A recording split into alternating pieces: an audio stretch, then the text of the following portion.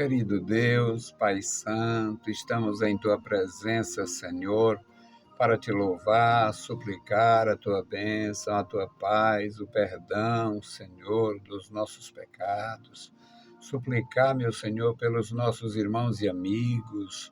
Abençoa cada vida, dá graça, ajuda, opera, Senhor, em cada família. Opera a harmonia, opera, Senhor, salvação, opera transformação, conversão, Senhor, dá graça ao teu povo, Senhor, operando, Senhor, na vida dos meus irmãos, no sítio, na cidade, em todo lugar. Pai bondoso, Senhor da glória, ouve a nossa petição. Em nome de Jesus Cristo nós te pedimos. Amém. Louvado seja para sempre o nosso Deus. Meus queridos irmãos, estamos de volta com a palavra ao amanhecer. É maravilhoso a gente ter contato com a palavra de Deus, ser corrigido, exortado, abençoado, encorajado, porque a palavra de Deus ela é plena, ela é completa. Você está desencorajado, ela encoraja. Você está triste, ela alegre. Você está desanimado, ela anima. Você está... Qualquer que sejam as nossas reações, a palavra de Deus tem uma função na nossa vida. Aqueles que estão desanimados, entristecidos, não são mais colocados para fazer alguma coisa na obra de Deus, parece que tudo que ele fez, tudo que ele faz é desnecessário.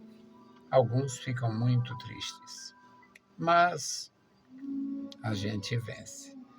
Eu louvo a Deus porque eu não tenho reações mais profundas nesse tipo de coisa, mas também passei. E o nosso Deus, através da palavra, tem nos dado vigor. Nós vamos ler na palavra de Deus, meus amados irmãos, nosso texto é Isaías, capítulo 5, uma belíssima parábola do profeta. Parábolas são instrumentos da cultura, tanto da cultura bíblica quanto da cultura universal. Então, Isaías capítulo 5, versículos de 1 a 7. Agora cantarei ao meu amado o cântico do meu querido a respeito da sua vinha. O meu amado tem uma vinha num outeiro fértil, e a cercou e a limpou das pedras, e a plantou de excelentes vides, e edificou no meio dela uma torre, também construiu nela um lagar, e esperava que desse uvas, mas deu uvas bravas. Agora, pois, ó moradores de Jerusalém e homens de Judá, julgai, peço-vos, entre mim e a minha vinha. Que mais se podia fazer a minha vinha que eu não tenha feito? Como esperando eu que desse uvas, veio a produzir uvas bravas? Agora, pois, vos farei saber o que hei de fazer à minha vinha. Tirarei a sua sebe, para que sirva de pasto. Derribarei a sua parede, para que seja pisada. E a tornarei em deserto, não será podada nem cavada, mas crescerão nela sarças e espinheiros. E às nuvens darei ordem que não derramem chuva sobre ela, porque a vinha do Senhor dos Exércitos é a casa de Israel, e os homens de Judá são a planta das suas delícias. E esperou que exercessem juízo, e eis aqui opressão, justiça, e eis aqui clamor. Meus queridos irmãos, nós todos, ou quase todos nós, já tivemos, de alguma forma, a frustração em uma expectativa. O sujeito faz um negócio e pensa que é um bom negócio e depois descobre que não foi lá essas coisas. Compra uma propriedade, e às vezes não corresponde o objetivo da sua aquisição. Às vezes se muda de um bairro para outro e não se consuma naquela pessoa a vantagem. Tem algumas atitudes e iniciativas nossas que terminam sem vantagens. Agora, os lavradores, eles hoje têm muitos recursos e os lavradores da atual época, eles têm tecnologias. E com essas tecnologias, eles conseguem fazer render suas produções, suas áreas de cultivo e tal. No passado não tinha essas coisas, os homens apelavam para o tempo e para a experiência, aquela experiência transmitida de pai para filho. E na parábola do profeta Isaías, entra exatamente a questão do cultivo. Começa com uma poesia. Agora cantarei ao meu amado o cântico do meu querido a respeito da sua vinha.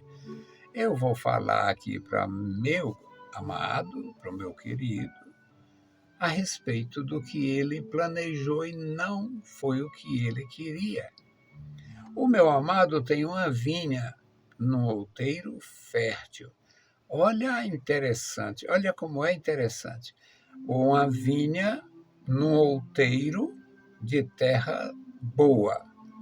Uma vinha num outeiro, ela tem já tem um destaque. As vinhas nos outeiros, elas produzem com melhor qualidade do que as vinhas em áreas baixas. Outeiro não chega a ser uma montanha, não é um monte, mas é um lugar elevado, onde tem boa ventilação, onde tem... É mais, pelo fato da ventilação, é mais difícil o acúmulo de pragas, de insetos e tal. Existem vantagens no cultivo de vinhas em outeiros.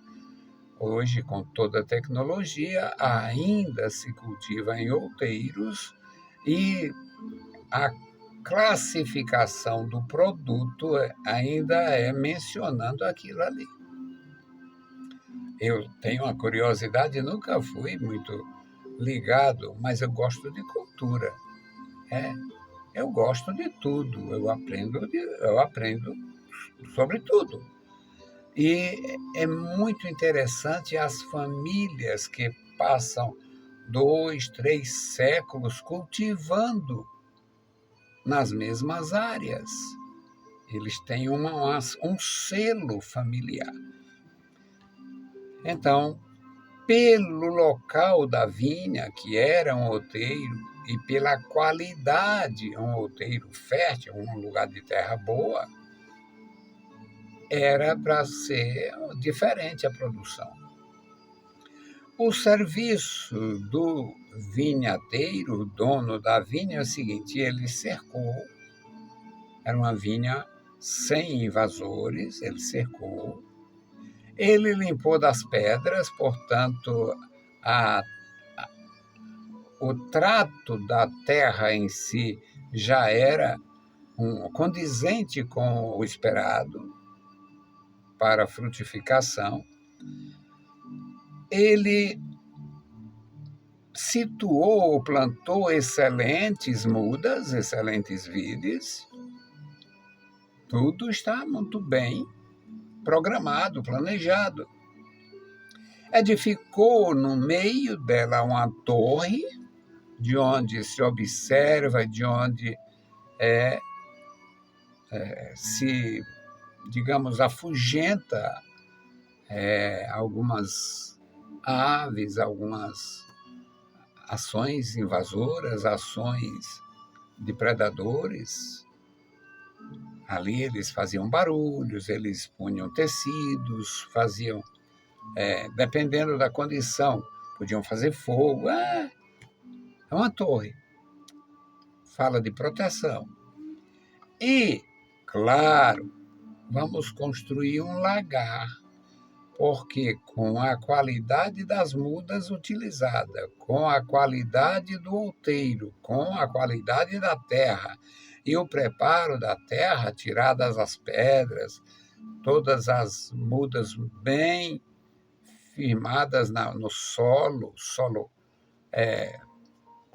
apropriado, então vai dar muita uva, vai ter um grande resultado. Acontece que quando esta vinha começou a frutificar, veio uma descoberta que ela estava dando uvas bravas, uvas falsas, uvas silvestres e não uvas de cultivo de vinha. Ele esperou que desse uvas boas, mas deu uvas bravas. O versículo 3 já faz a aplicação. Agora, pois, ó moradores de Jerusalém e homens de Judá, julgai.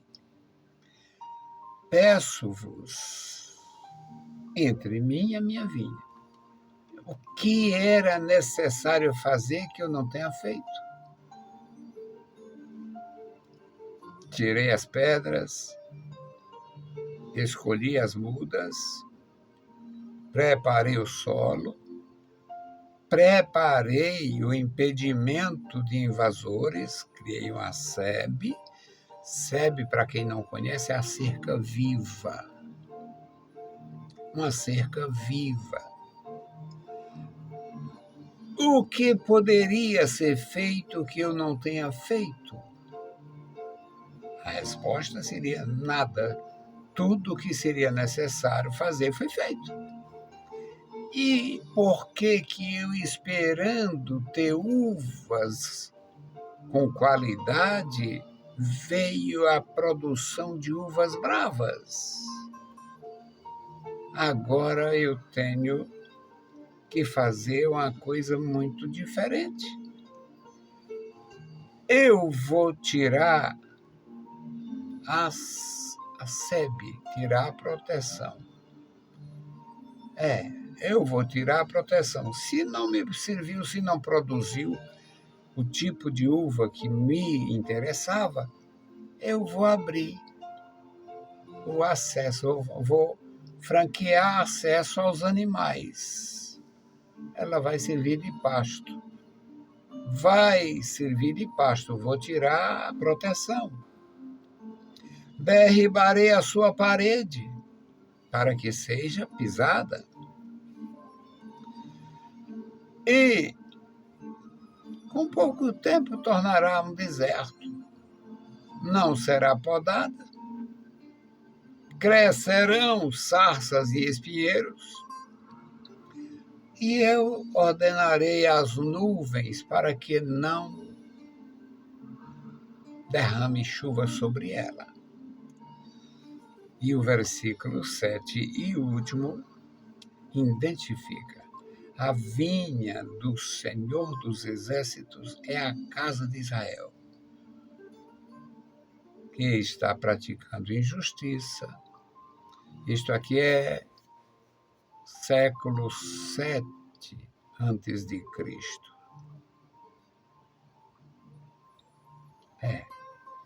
Estão praticando injustiça. A minha vinha é a casa de Israel. Os homens de Judá são as plantas escolhidas, são as mudas especiais. Agora, o resultado, eu esperava que eles exercessem juízo, que tivessem qualificação para praticar juízo e justiça, para fazer o bem, mas está havendo opressão. Não fazem justiça, pelo contrário, oprimem. Não fazem justiça, não agem com discernimento. Eu esperava discernimento, esperava justiça, a reta justiça. Mas o que acontece é que há um clamor do povo contra eles, porque eles não praticam a justiça. Os anciãos não julgam corretamente. Os juízes não aplicam a sentença corretamente. A vinha do Senhor dos Exércitos é a casa de Israel. Vinha especial, mudas excelentes, resultado a desejar, ao ponto de não ser satisfatório, e no lugar da proteção vai ser retirada a proteção. No lugar da cerca viva que impedia, que impede o acesso aos animais para pisar, depredar, destruir, eu mesmo vou tirar a cerca viva, eu vou tirar a proteção, porque eles estão fazendo o contrário. Vai ficar deserta, a vinha vai ficar sem proteção, sem cuidados, e vai crescer sarças e espinheiros. O nosso Deus, através da sua palavra, nos consola na nossa tristeza, nos conforta no nosso abatimento, nos exorta na nossa indiferença ou descuido, nos protege quando estamos sob ameaça ou correndo algum risco.